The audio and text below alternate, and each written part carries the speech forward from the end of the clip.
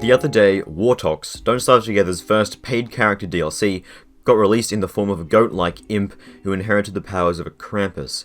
If you haven't seen the short that Clay released on their YouTube channel, go and watch it right now, it's amazing.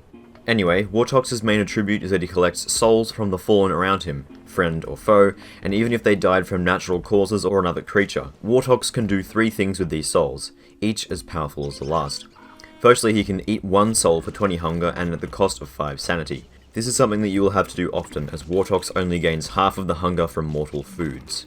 This is definitely the largest drawback of the character, as you may have to modify your playstyle in order to obtain food. It can definitely be a bit of a nuisance in the early game, but once you have a decent spider and berry farm set up, it's no bother, especially considering the souls you'll be getting from killing spiders.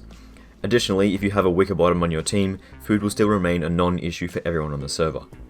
Wortox's second soul-based ability is a Soul Hop, in which he consumes 1 soul to teleport anywhere on the screen.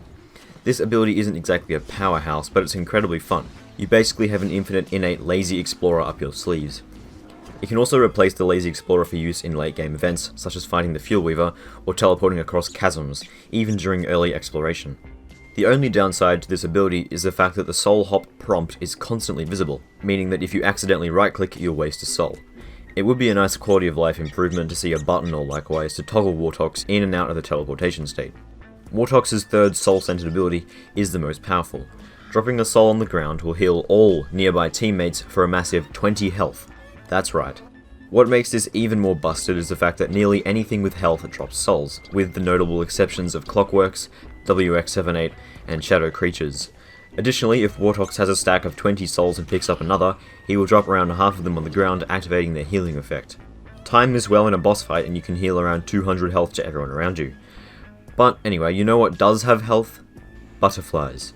Yeah, butterflies can now either give you 24 health and 6 hunger, or 26 hunger and 4 health, depending on whether you cast or eat the soul. And this is a lot of reward for a creature that has 1 health, flies around aimlessly, and is a common find. So what kind of a state is Wortox in right now? Is he overpowered? Yeah, probably. Any sort of mob farm is incredibly powerful as his character. There are even heaps of synergies with other characters such as Winona or Wickerbottom, who can set up automated farms. Wortox also has a few other minor-ish downsides, such as losing less sanity from monsters, which is pretty so-so, and being tagged as a monster himself, meaning that creatures such as pigs and bunnymen will attack him on sight, except unlike Weber, he doesn't have another creature to ally with. But hey, it's likely that these abilities will be tweaked within the next week or so. And anyway, enough complaining about these new perks. In my opinion, Wortox is definitely a step in the right direction for Don't Starve's characters. He's the first support character we've seen, as in a character who can directly heal others without the use of pre-existing items.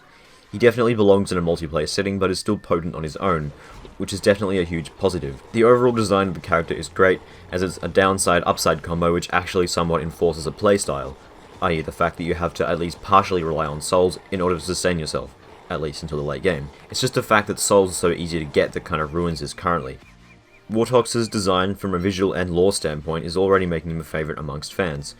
He doesn't appear to be stuck in a constant, unlike the other characters, and it's also been stated by developers that he doesn't appear in the main timeline, which certainly gives him a different air than the other characters. And as for his visual design, it's pretty much perfect. I mean, sure, it looks like he's wearing a fursuit, but other than that, his design is great. The same goes for his skins.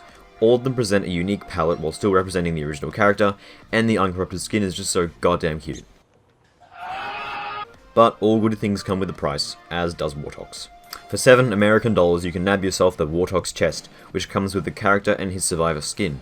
For $11 you can get his Deluxe chest, which comes with the character and all 3 skin sets, the Minotaur, the Uncorrupted, and the Survivor. The new characters are Clay's main way of funding the new updates, and this is honestly a perfect way to do so.